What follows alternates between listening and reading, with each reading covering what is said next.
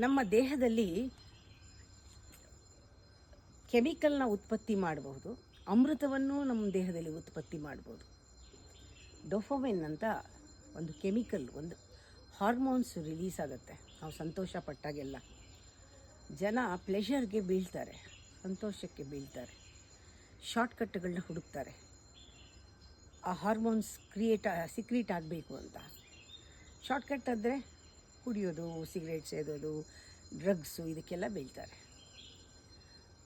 ಆದರೆ ಧ್ಯಾನದಲ್ಲಿ ಸಿಗೋದು ಮೊದಲು ಶಾಂತಿ, ಪೀಸ್. ಅದಕ್ಕೆ ಎಲ್ಲರಿಗೂ ಹೇಳೋದು, ಶಾಂತಿನ ನೀವು ಅರಸಿ ಒಳಗೆ ಆನಂದ ಅನ್ನೋದು, ಅಮೃತ ಅನ್ನೋದು ತನ್ನಷ್ಟಕ್ಕೆ ತಾನೇ ಉಕ್ಕಿ ಬರುತ್ತೆ. If you go for pleasure you will get pain, you lose peace. If you go for peace in meditation, the amrita will come. ಆವಾಗಲೂ ಕೂಡ ಆ ಸಂತೋಷ ಪಟ್ಟಾಗ, ಆನಂದ ಪಟ್ಟಾಗ ಆ ಎಮೋಷನ್ನಲ್ಲಿ ಎಲ್ಲ ಏನೇನು ನಮ್ಮ ದೇಹಕ್ಕೆ ಬೇಕೋ ಎಲ್ಲ ಆರೋಗ್ಯಕರವಾದದ್ದು ಎಲ್ಲ ಸಿಗುತ್ತೆ. ಅದು ಕೆಮಿಕಲ್ ಅಲ್ಲ, ಅದು ಅಮೃತ, ಅದು ಆರೋಗ್ಯ. ಅದು ಅದರಿಂದ ನಾವು ಕೆಲಸ ಮಾಡುವಾಗಲೇ ಸಂತೋಷದಿಂದ ಮಾಡೋಕ್ಕೆ ಶುರು ಮಾಡಿಬಿಡ್ತೀವಿ, ಒಳಗಡೆ ಶಾಂತಿ ಇದ್ದರೆ. ಯೋಚನೆ ಮಾಡಿ.